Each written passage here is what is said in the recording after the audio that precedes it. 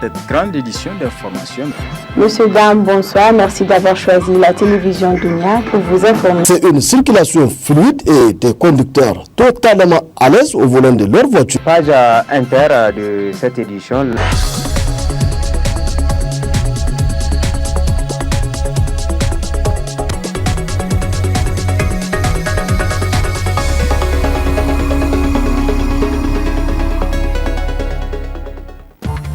Double cérémonie de la Fondation Tatali Iali, c'était ce matin au complexe scolaire Al-Aloul de Bangoula et le complexe scolaire Al-Yetahama de Garbado. Dans ce journal, nous irons à Kogorou pour découvrir une activité génératrice des femmes de ce village, notamment la vente de mangue. Mesdames et messieurs, bonsoir et bienvenue dans cette édition d'information. Le directeur de publication du journal L'événement s'est exprimé ce matin sur RFI. Il s'est exprimé sur la situation politique actuelle du pays, l'arrestation de certains acteurs politiques, l'accord entre l'État du Niger et le groupe Areva. Moussa Aksar, que je vous propose de suivre. Vous publiez des informations sur une tentative de déstabilisation du régime. Des arrestations ont fait suite à cette déstabilisation. Qu'en savez-vous ? Bon, écoutez, après le point de presse du ministre de l'Intérieur, il y a eu une vive réaction des associations de la société civile et des opposants qui disent qu'il n'a pas apporté de preuves sur ces allégations-là d'un putsch planifié contre le régime du président Issoufou. Et nous, de notre côté, nous avons investigué, nous avons approché plusieurs sources proches de l'enquête qui indiquent que depuis plusieurs mois, certaines personnes soupçonnées de préparation d'actes subversifs étaient pistées. Les résultats auxquels ces enquêteurs ont abouti parlent d'eux-mêmes, des dizaines de personnes impliquées. On parle d'enregistrement, de comptes rendus de réunions nocturnes, de virements de sommes d'argent à certaines structures dites de la société civile et à des étudiants. Et alors depuis les arrestations, excusez-moi Moussa, depuis les arrestations se multiplient dans les rangs de l'opposition. Ah, absolument, il y a plusieurs personnes qui sont arrêtées. Le dernier en date, c'est ce commerçant qui a mis la main dans la poche et qui traîne déjà des casseroles pour avoir fait du blanchiment d'argent et qui est proche du parti de l'actuel président de l'Assemblée nationale, Hamamadou. Alors l'autre grand sujet dans l'événement, c'est cet accord entre Areva et Niamey. On en a beaucoup parlé sur RFI. Vous consacrez une partie d'un article aux grands gagnants de cet accord. Qui sont-ils ? 3 grands gagnants, Marie. D'abord le peuple nigérien, le président Issoufou et Areva. Areva, d'abord en mettant la plaine de l'Iraser, la vallée de l'Iraser, en finançant cette vallée et en finançant la route Tawa-Arlit, elle va changer son image aux yeux de la population du septentrion nigérien qui a connu des soubresauts, comme vous le savez. Donc, deuxièmement, c'est le peuple nigérien et le président Issoufou qui peut brandir le siège de Areva, ses routes et toutes ces infrastructures aux yeux de l'opposition qui, la veille, disait qu'il était incapable de faire un accord équilibré avec le grand nucléaire, le géant du nucléaire français. On parle de musique nigérienne maintenant, un groupe consacré, le Tal National, qui fait partie des 10 meilleurs orchestres au monde, selon une liste publiée par le New York Times. On va écouter d'ailleurs le Tal National. Moussa, comment vous expliquez la notoriété de ce groupe, de cet orchestre nigérien ? Oui, c'est un groupe composé d'une quinzaine de musiciens et qui a fait une caravane musicale annuelle sur l'ensemble du territoire national. Il est allé aux États-Unis d'Amérique, il a animé de nombreux spectacles et concerts, il a joué en live et c'est cette sortie qui a permis aux Américains de découvrir la juste valeur de la musique nigérienne et c'est ce qui lui a valu cette distinction du célèbre New York Times américain. Suite à la signature de convention entre l'État du Niger et le groupe Areva, les populations de la région de Tillabéri félicitent les autorités de la 7e République. Elles saluent la signature de cette convention qu'elles jugent aussi bénéfique pour le Niger. Les images. On a suivi ça à la télé avec beaucoup beaucoup. Je pense que c'est une très bonne chose pour le pays parce que la signature à plusieurs niveaux, ça va créer beaucoup d'emplois aux jeunes et puis l'économie, ça va aussi contribuer dans l'économie du pays. Vraiment, je pense que c'est une action très positive que vraiment c'est quelque chose on doit remercier d'abord les gens qui ont pris leur courage à deux mains pour signer ça. Vraiment, je trouve que c'est très bénéfique pour le pays. Le pays va beaucoup bénéficier de la signature de cette convention-là parce que déjà on a vu qu'il y a eu beaucoup d'emplois qui ont été créés suite à cette signature-là. Donc c'est déjà bien. Dans l'ensemble, je pense que vraiment c'est une bonne action. Nous, Nigériens, sommes très contents aujourd'hui que Areva a compris les différents cris que les différentes sociétés ont eu à faire. Donc, surtout que quand on a respecté la loi 2006, que tous les Nigériens sont en train justement de crier, de demander à ce qu'on respecte ça. Donc vraiment, nous sommes très contents de ça et on souhaite que cela soit vraiment respecté jusqu'à la fin. Et que vraiment, comme l'a dit le représentant de Areva, il y aura beaucoup d'emplois qui seront créés au Niger. Donc vraiment, c'est une très bonne chose pour les jeunes qui jusque-là n'ont pas d'emploi. Vraiment, nous sommes très ravis et nous remercions surtout le gouvernement du Niger qui a écouté son peuple, qui a écouté tous les cris des peuples pour pouvoir en tout cas arriver à pouvoir justement signer cette convention avec la société française qui est Areva. En tant que Nigérien, je pense que la renégociation, la signature de la convention avec Areva ne peut être qu'un motif de fierté pour tous les Nigériens parce que désormais, les Nigériens vont pouvoir mieux profiter des ressources naturelles de leur sol. Et je pense que ça, c'est à mettre à l'actif d'une part du gouvernement du Niger, mais principalement du président de la République, son Excellence M. Mamadou Issoufou, en tout cas pour tous les efforts de négociation menés. Et je pense qu'en tant qu'ancien cadre lui-même, je le disais dans les titres, double cérémonie de remise de dons de la Fondation Tatali Iyali, de la première dame, Dr Malika Issoufou et des ONG partenaires des dons dans le secteur éducatif qui visent à accompagner les multiples efforts des autorités dans le secteur. C'est le complexe scolaire primaire et jardin d'enfants Al-Aloul Quran de Bangoula qui a constitué la première étape de la délégation de la Fondation Tatali Iyali conduite par la vice-présidente Madame Ben Wahab Aïchatou. Objectif, réception de 4 classes équipées construites en matériaux définitifs et de latrines. Un joyau dont la mise en œuvre a été effective grâce à l'ONG allemande Helfen in Not, service secours piloté par des Turcs en partenariat avec la Fondation Tatali Iyali de la première dame Dr Malika Issoufou. Un geste qui a été fort apprécié par le représentant du chef de village Boubacar Ousmane et le maire de Karma Abbas Yakouba qui ont tour à tour pris la parole pour remercier Tatali Iyali et l'ONG Helfen in Not qui, à travers ce geste, entend accompagner les multiples efforts du gouvernement en matière éducative. Und gut ausgebildet sind, Inch'Allah. D'aider et de soutenir les efforts que le gouvernement fait dans le domaine de l'éducation. Et c'est de cette motivation que nous avons décidé de construire une école. Et notre souci majeur était d'offrir aux jeunes garçons comme aux jeunes filles l'éducation adéquate.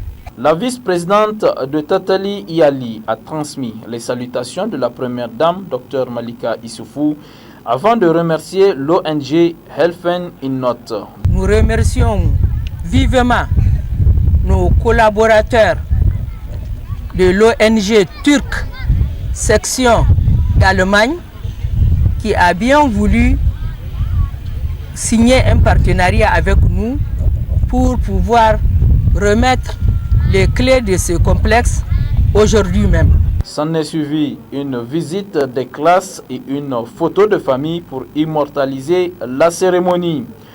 Deuxième étape de cette série de remises de dons, le complexe scolaire orphelinat franco-arabe Al-Yata'ama, situé au quartier Garbado, où la fondation Tatali Iyali, en partenariat avec l'école CSP Lumière Vive, a fait don de plusieurs sacs de riz, d'habits, de savon et de matériel scolaire aux élèves orphelins du Dicentre. Le directeur général du complexe Lumière Vive a saisi l'occasion pour remercier la fondation Tatali Iyali pour avoir pensé aux enfants orphelins. Nous avons reçu l'appui conséquent de la fondation Tatali Iyali qui donc par ma voix, l'ensemble de la communauté du complexe scolaire privé CSP Lumière Vive remercie chaleureusement Son Excellence, la première dame Malika Issoufou, présidente de la fondation Tatali Iyali, pour son degré élevé d'humanisme. Pour sa part, le secrétaire général de l'ONG Al-Yata'ama a donné une brève aperçu sur le complexe Al-Yata'ama qui compte à son sein des enfants orphelins, garçons venus de toutes les régions du Niger et des filles essentiellement venues de la ville de Niamey. La vice-présidente de la fondation Tatali Iyali n'a pas manqué ici également de transmettre les salutations de la première dame, Dr Malika Issoufou. Elle a également exhorté et encouragé les élèves à étudier car l'école rassure l'avenir des enfants. Un mot politique dans cette édition. Des jeunes commerçants de la ville de Tibiri, Gobir, ont adhéré hier au Pendes Tareya. C'était au cours d'un meeting parrainé par El Haj Sani Atiya. Compte rendu Alzuma Saini Soumaila. Ce meeting politique aux couleurs du Parti nigérien pour la démocratie et le socialisme Pendes Tareya est organisé par les jeunes commerçants d'autres formations politiques de la commune de Tibiri-Gobir à l'honneur de Alhaji Sani Atiya pour annoncer leur adhésion au Parti Rose et encourager le jeune opérateur économique dans ses actions humanitaires de développement. Nous, jeunes commerçants des communes urbaines de Tibiri-Gobir, lui témoigner notre reconnaissance et notre ferme soutien. Au but de toutes ces opportunités salvatrices et de l'espoir qui est permis à la jeunesse du Gobir, nous remercions infiniment ce généreux jeune opérateur économique de cette manifestation d'intérêt au problème de développement du Gobir. À cet égard, les jeunes commerçants des partis MNSD Nassara, Lomana, RSD et CDS de Tibiri déclarant à Alhaji Sani Atiya leur adhésion totale de PNDS Tareya. Pour soutenir cette jeunesse qui lui fait honneur, Alhaji Sani Atiya a pris l'engagement de mettre 35 taxis-motos à la disposition des jeunes de la commune et un appui de 200 millions de francs CFA aux jeunes commerçants, les Monanti, toujours de la commune de Tibiri-Gobir. La Chambre de commerce, d'industrie et d'artisanat du Niger a organisé ce matin au Palais de congrès de Niamey, en collaboration avec ses partenaires, la Direction générale des impôts et le cabinet KMC, un atelier de formation et de sensibilisation sur les réformes SISCOA et OHADA. Hima Sebou y était, voici son compte rendu. Formation et sensibilisation sur les réformes SISCOA et OHADA, tel est le thème de cet atelier organisé par la Chambre de commerce en collaboration avec ses partenaires, notamment la DGI et le cabinet KMC. Cet atelier s'inscrit dans le cadre du renforcement des politiques d'intégration et d'harmonisation mises en œuvre par l'IEMOA et de l'espace OHADA et vise entre autres comme objectif à mesurer la performance des entreprises d'une part et d'autre part à améliorer la sécurité juridique des opérateurs. Alors, ce séminaire s'inscrit dans le cadre d'une révolution au niveau comptable, puisque nous allons faire passer notre référentiel, le SISCOA que tout le monde connaît, aux IFRS qui sont utilisés dans le monde entier. C'est comme si vous mettez aujourd'hui le Niger à l'échelle de tous les grands pays mondiaux en matière de comptabilité. C'est de ça qu'il s'agit. De sensibiliser et d'approfondir la connaissance de tous les acteurs qui utilisent l'information financière. Et l'information financière concerne tout le monde. Ce n'est pas seulement une question de comptable, de direction générale ou de contrôleur de gestion. C'est une question de tout le monde, vous et moi, les journalistes, les parties prenantes, tout celui qui veut savoir ce qui se passe aujourd'hui, de la même manière que vous vous renseignez avec le journal télévisé par exemple, c'est la même chose, vous devez lire le bilan par exemple de nos sociétés publiques pour savoir ce qu'on fait de l'argent public. Et là, cette réforme va permettre de simplifier les états financiers et leur lecture pour permettre à tout le monde de mieux comprendre aujourd'hui ce qui se fait sur ce plan-là. 2 jours durant, les participants à cet atelier seront formés et sensibilisés sur les nouvelles réformes introduites par le SISCOA et l'OHADA sur le droit des sociétés commerciales. Suite à un reportage sur les immondices qui envahissent la ville de Niamey, les autorités municipales ont déjà commencé à mettre en œuvre leur promesse de rendre la ville propre avec l'aide de la population. Constat signé Aïssata Issa Kindo et Sambo Zamou. Suite à un de nos reportages initiés cette semaine sur l'insalubrité grandissante de la ville de Niamey, notamment dans certains quartiers comme Dar Salam, les autorités municipales sont venues dégager l'état d'inondice. Cette initiative est très salutaire. Et comme le dit le dicton, il faut remettre à César ce qui lui appartient. 2 conteneurs à ordures ont été installés, mais voilà, pour que ces lieux demeurent propres, il faut un suivi, vu l'importance de la production des ordures ménagères à Niamey. Nous savons que les autorités municipales se battent quotidiennement pour améliorer le système de collecte des ordures ménagères, mais beaucoup reste à faire. Une guerre sans merci doit être menée contre l'insalubrité pour la protection de la santé des populations et aussi pour la préservation de l'environnement. La question doit donc être prise dans sa globalité en incluant tous les quartiers. Les femmes du village de Kogoro s'adonnent à des petits commerces en dehors des travaux champêtres. Parmi ces activités, il faut noter la vente de la mangue, une véritable activité génératrice de revenus pour ces femmes. N'est-ce pas, Halimatou Abdou? Après les travaux champêtres, beaucoup de femmes et de jeunes s'adonnent à des activités génératrices de revenus. Au nombre de ces activités figure la vente des mangues. Disponibles en grande quantité sur le marché compte tenu de la saison, les mangues se vendent comme des petits pains. Ce commerce met les femmes à l'abri de l'oisiveté sans compter qu'elle leur permet de résoudre certains problèmes financiers et venir en aide à leur famille.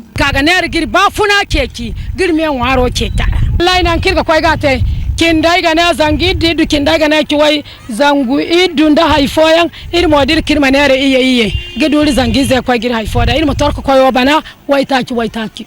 Provenant de certains villages périphériques, les mangues de qualité variées sont vendus par les femmes souvent installées au bord des routes ou à la devanture de certains marchés. Goniriga sambu ya boni, iriga sambu galbal, iriga sambu bulfuda, iriga sambu daikware. Iriga sambu gwanzare, goruberi, iriga sambu sorai, na unkul kankaligo, irigo kwa iga mwangizi keki. Avec ces femmes, les clients grossistes et même détaillants peuvent s'approvisionner sans aucune difficulté. Mongu tasa na ika ga dai tasa iga ne saison ga hakku. Irmo ko ne ga du kaina. Ir ko ne riz fofo ga du riba kaina. Ai ko ne kaina. No so dai da har kan irga nan ko gudu mace no mangu nai ka ga dai ne wana falan da mai wana sai ko ne mangu hannano asinda improdi da ga wala haifo 1200 wannan dai ta sawa ko ayo ko dai famiyo sai mangwana. L'activité économique des ménages est essentielle pour assurer la santé et le développement des enfants. Les revenus tirés de petits commerces comme la vente des mangues permettent à de nombreuses familles de sortir de l'extrême pauvreté.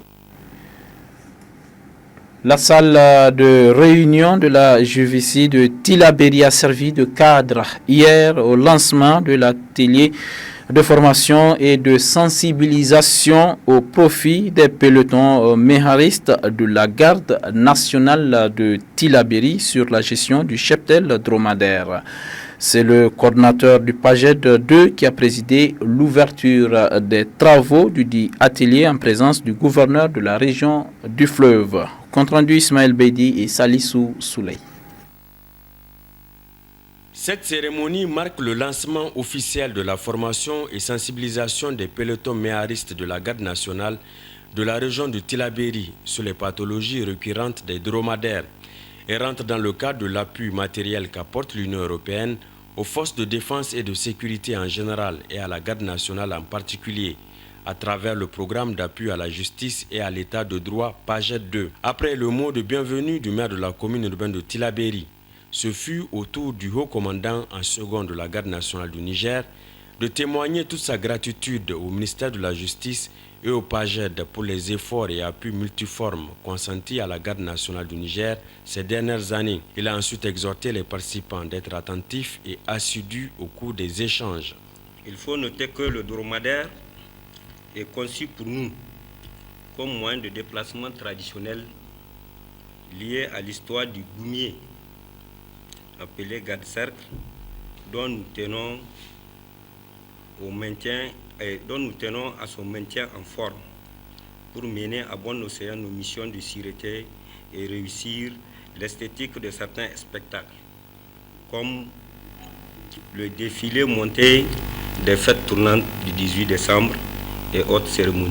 Pour le gouverneur de la région de Tillabéri, cette formation des méharistes vient à point nommé. Et nous souhaitons surtout qu'après la formation, dans la mesure où les animaux sont déjà achetés, les hommes sont disponibles, que ces groupes montés soient opérationnels pour épauler les patrouilles voitures qui font du bon boulot depuis 3 ans. Le coordinateur du PAGED 2, dans son discours d'ouverture, a, au nom des autorités de la 7e République, remercié l'Union européenne pour son accompagnement qu'elle assure sans cesse aux forces de défense et de sécurité dans le cadre du renforcement de leurs capacités, avant de revenir sur l'appui qu'elle apporte aux brigades méharistes. L'acquisition de 150 dromadaires composés de 122 mâles et de 28 femelles repartis dans 11 pelotons méharistes. Les pelotons méharistes, faut-il le rappeler, sont des unités publiques de sécurité publique, spécialistes des zones nomades les plus reculées, où les vols de bétail constituent l'infraction principale et le plus souvent commise par des groupes armés de manière récurrente. Les pelotons méharistes de la garde nationale du Niger complètent et renforcent, à n'en point douter, le maillage sécuritaire du territoire national. Il faut souligner que les pelotons méharistes sont des unités de sécurité publique spécialistes des zones nomades les plus reculées, où les vols de bétail constituent l'infraction principale et le plus souvent commise par des groupes armés de manière récurrente. Les pelotons de la garde nationale du Niger complètent et renforcent à n'en point douter le maillage sécuritaire du territoire national.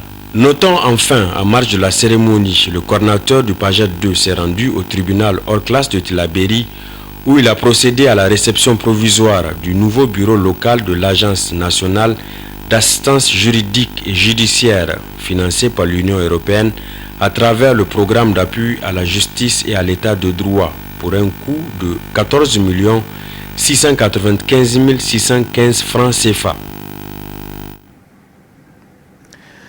Dans le cadre du programme de développement des régions du nord du Niger, l'Union européenne appuie les projets de développement local.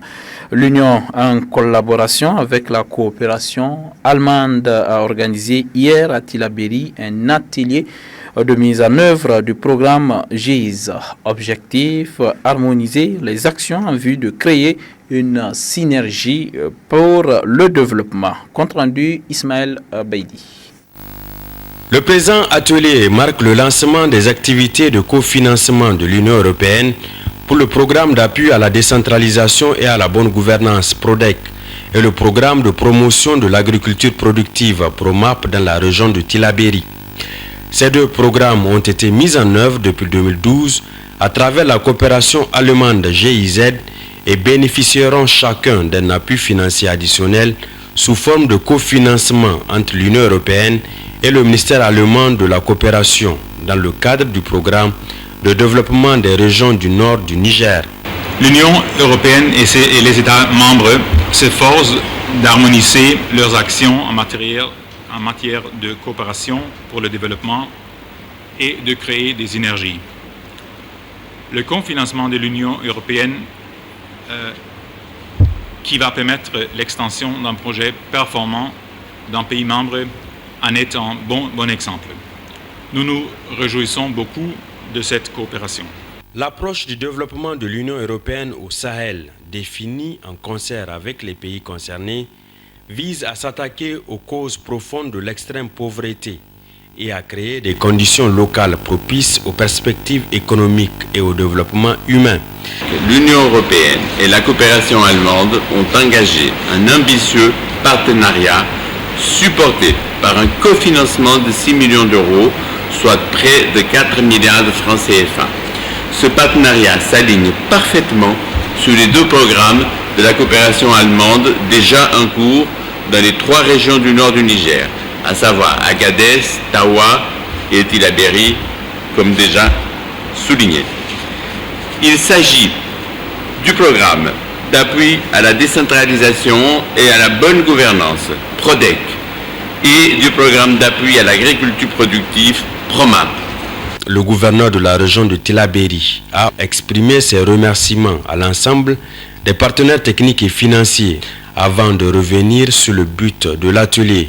Dans notre région, le PROMAP encadre actuellement 5 956 producteurs et productrices sur 53 sites irrigués disséminés à travers 18 communes. Le contexte du cofinancement permettra au PROMAP d'étendre ses interventions sur 16 nouveaux sites ainsi que le renforcement de la Chambre régionale d'agriculture. Au cours de cet atelier, il sera présenté les actions envisagées pour l'atteinte des résultats ainsi que les complémentarités entre les activités déjà financées par le gouvernement allemand et celles prévues par le cofinancement de l'Union européenne. Avant de clore ce journal, ce communiqué de l'agence nigérienne de voyage pour le Hajj et la Umrah, Babmaka. Le communiqué est ainsi libellé. L'agence nigérienne de voyage Hajj et Umrah, Babmaka, informe tous les pèlerins et pèlerines inscrits au titre du Hajj 2014 que les séances de formation débute, Inch'Allah, ce samedi 31 mai 2014 à l'école Sabongari, située en face du siège de l'Association islamique du Niger à partir de 9h. L'agence Babmaka prie tous les pèlerins et pèlerines à prendre part massivement pour maîtriser les différents rites afin d'effectuer un Hajj Mabrour. Voilà, c'est donc ici que se referme ce journal. Merci de l'avoir suivi. Très bonne suite sur les programmes de la toute première H24 Dunia TV. Au revoir.